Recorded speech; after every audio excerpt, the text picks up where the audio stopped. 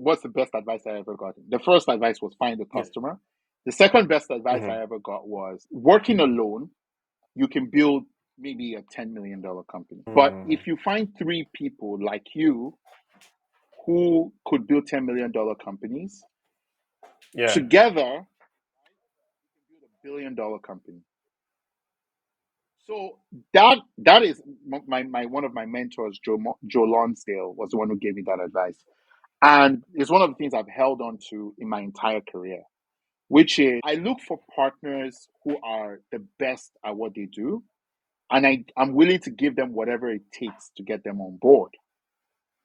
And I because I see. understand that the combined value of us is like 1,000 times what each of us can do on our own. Makes sense. And that has worked well for me, right? Like if you look at my teams, I always laugh. I always say I'm the least qualified person on every founding team I've been on, right?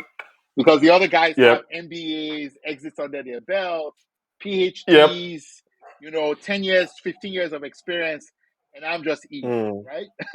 Nobody can really Yep. say what I do except bring people together to solve a problem and sell the solution Mm. they come up with. Right? It's interesting because again in your article that you wrote on starting Andela, there was this quote and I had to put this in my notes. It was you said shortly after we convinced Christina Sass, who Jeremy had tossed the idea around with in Nairobi, to join us as well and to drop out of her PhD program in Harvard. Exactly. And I had a question. They were like, how in the Well, world do you convince someone to drop out well, of Harvard right? to do something? How do you pitch? Yeah. Well, I mean, look, so that's why I said the first advice is find the customer because most Yeah. Okay. people do all those things as a means to an end, right? If you're going to get a PhD at Harvard, you're going there because you believe you can learn something or achieve a credential Mm. that will make you Okay. more palatable or agreeable to somebody who has a problem. Mm. But the reality is, Mm. you can just draw a straight line to finding the person with a problem. And if you're doing a PhD at Harvard, you probably already know how to solve their problem and you're just looking for the credential to Gotcha. prove it.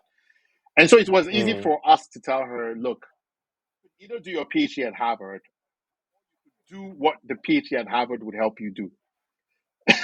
I get you. I Right? get you. I get you. I And get look, you. if it doesn't work, you can always go back to your PhD at Harvard, right? I see. I It's a see. very common sense So pitch, right? Because your right. PhD at Harvard would never end. But this opportunity to see whether what PhD at Harvard can help you do is finite. Like it's probably a few years, probably, a moment in time. So you can give it a shot. And if it Mm. doesn't work, you go back to your PhD at Harvard, which will always be there. Yeah. Yeah. Okay. Okay. So That it's sort not of like we makes have sense. juju in our mouth or something. We're just making rational arguments and telling them that, look, yeah, it's great. I mean, the same thing when I was making a decision to begin Flutterwave, to found Flutterwave with the team, right? It was like, Mm. look, I was at the time I was contemplating going to Stanford, right? And the question Mhm. was, look, I could either go to Stanford or I could do what the Stanford MBA was supposed to help me do, which is Mm. I was supposedly getting that MBA so I could run a company that was venture backed. And these guys were offering me Mm. an opportunity to run a venture backable company. So, what do you need a credential Yeah. for? It's a no-brainer. Yeah. I get Yeah. you.